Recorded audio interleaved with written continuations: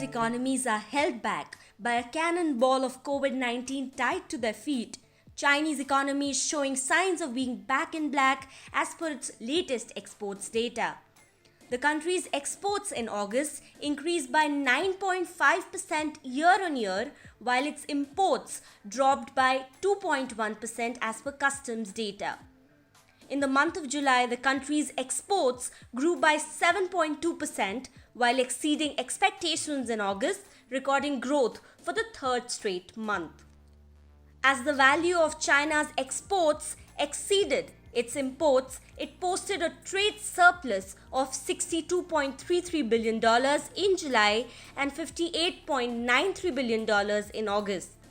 China has been able to fulfill increased global demand, especially for pharmaceutical, medical devices, textile, electronics, as countries were easing a COVID-19-led lockdown.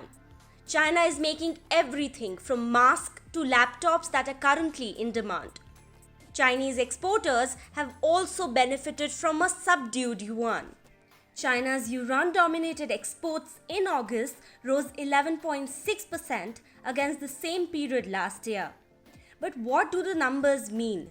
Some experts suggest that fallen imports could signal towards a weak domestic demand and an all-rosy outlook would be jumping the gun.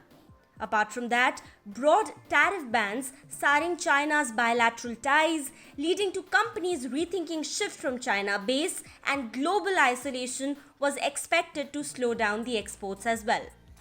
China's share of global exports had fallen to around 11% in the January to March quarter as the virus was raging. But as the Chinese economy is rebounding from its record first quarter slump, can it sustain the overseas demand?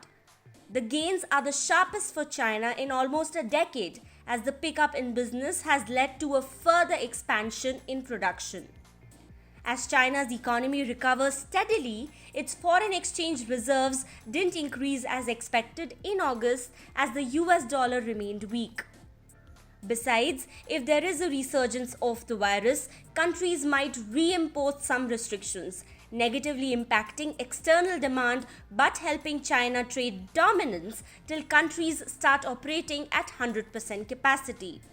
The government-controlled banking system has been extending loans to SMEs along with additional support in loan repayments and tax rebates to recover. Small and medium-sized businesses coupled with low-cost labor is the lifeblood of any economy. Also, after a long phase of US-China trade tensions before a Phase 1 trade deal, China's exports to the US peaked in August. US trade deficit is at a record 12-year high as per international reports. China's trade surplus with the US widened to $34.24 billion in August from $32.46 billion in July. Trump has maintained that the trade gap is a sign of an unfair advantage of the trade partners. If tensions escalate between the two countries before the presidential elections in the US in November, things could go south. The US Trade Representative's office has extended tariff exclusions for few Chinese goods through the end of 2020. Meanwhile, China remains well behind on its pledge to boost purchases of US goods.